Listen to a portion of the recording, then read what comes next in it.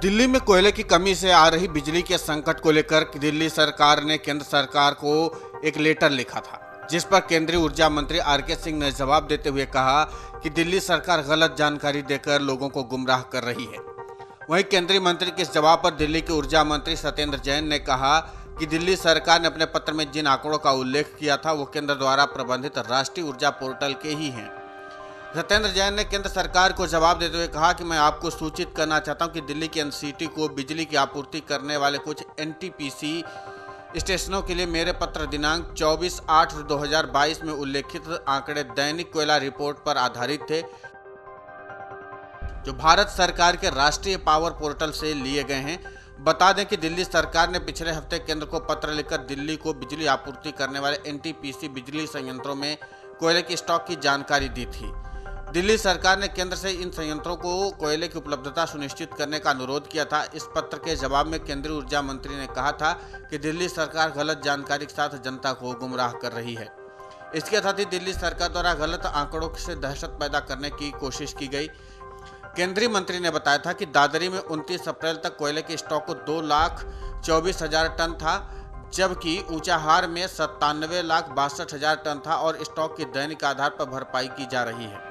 दिल्ली में आपूर्ति करने वाले बिजली संयंत्रों के पास 5 से 8 दिनों के लिए कोयले का स्टॉक है। उधर कोयले की सप्लाई को लेकर केंद्र सरकार पहले ही सवालों के घेरे में है और शायद यही कारण है कि दिल्ली सरकार बिजली संकट को लेकर पत्र लिखी थी कि अगर कोयले की आपूर्ति समय पर नहीं हुई तो इस भीषण गर्मी में राजधानी दिल्ली में भी बिजली का संकट पैदा हो जाएगा।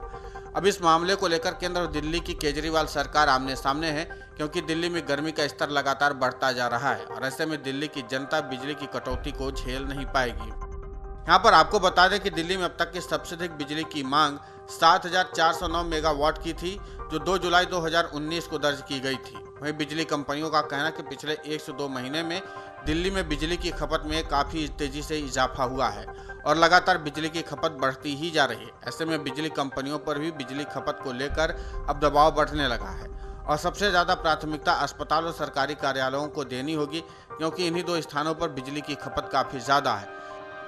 तो ऐसे में केंद्र सरकार दिल्ली को बिजली संकट से कैसे दूर रख पाती है, क्योंकि एक तरफ देश में लगातार बिजली का संकट देखने को मिल रहा है, वहीं राजधानी दिल्ली में भी बिजली संकट की स्थिति अब बनती जा रही है और यही कारण है कि दिल्ली सरकार इस समय बिजली संकट से उभरने के लिए कि कहीं बाकी राज्यों की तरह दिल्ली में भी बिजली संकट ना पैदा हो जाए, इसलिए केंद्र सरकार को चेतावनी दे रही थी। अभी इस मामले को लेकर दिल्ली की सरकार और केंद्र की सरकार के बीच जुबानी जंग शुरू हो गई है। Video desk अमरउजाला.com। डाउनलोड करें अमर उजाला ऐप और पाएं खबरें लगातार। अगर आप ये वीडियो YouTube पर देख रहे हैं तो हमारे चैनल को सब्सक्राइब करें और बेल आइकन को दबाना ना भूलें। अगर आप Facebook पर ये वीडियो देख रहे हैं तो हमारे पेज को लाइक करें।